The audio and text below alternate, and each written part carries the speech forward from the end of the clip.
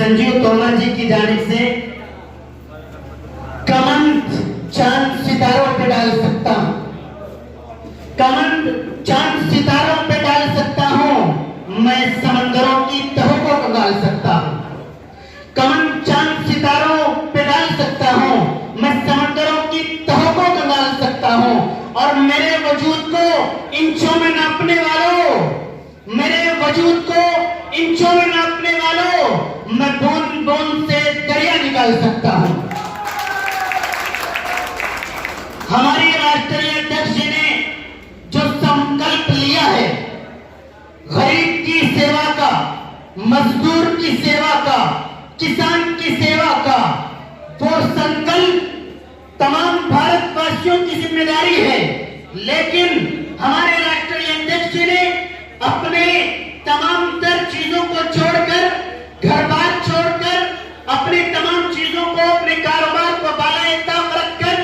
कौम के लिए, मिल्लत के लिए, किसान के लिए, मजदूर के लिए, एक एक भारतवासी के लिए अपनी आवाज के जरिए, अपनी ताकत के जरिए और जहां तक भी हो सके पूरी खिदमत का जो संकल्प लिया है, पूरे भारतवासियों की जिम्मेदारी है कि संजीव तोमर की आवाज से आवाज मिलाकर और किसानों की, मजदूरों की आवाज से आवाज मिला दें। हम वादा करते हैं और छुटमलपुर की धरती से, छुटमलपुर की सरजमीन से संजीव तोमर जी को पूरा आश्वासन दिलाते हैं कि पूरे के पूरा जो भी आपका ये कारवां है, सबसे ज्यादा अगर मजबूती कहीं से मिलने वाली है तो वो हमारे छुटमलपुर के क्षेत्र से मिलने वाली है।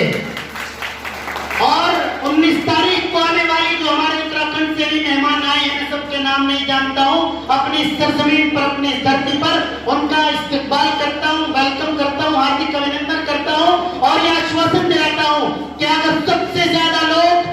देहरादून की रैली में, देहरादून के उस हुजूम में और देहरादून की, उत्तराखंड के मजदूर किसानों की आवाज में आवाज मिलाने के लिए अगर सबसे ज्यादा लोग कहीं से होंगे तो वो सहारनपुर से होंगे, छुटमलपुर से होंगे। बहुत शुक्रिया। मैं इन शब्दों के साथ अपनी बात खत्म करता हूं।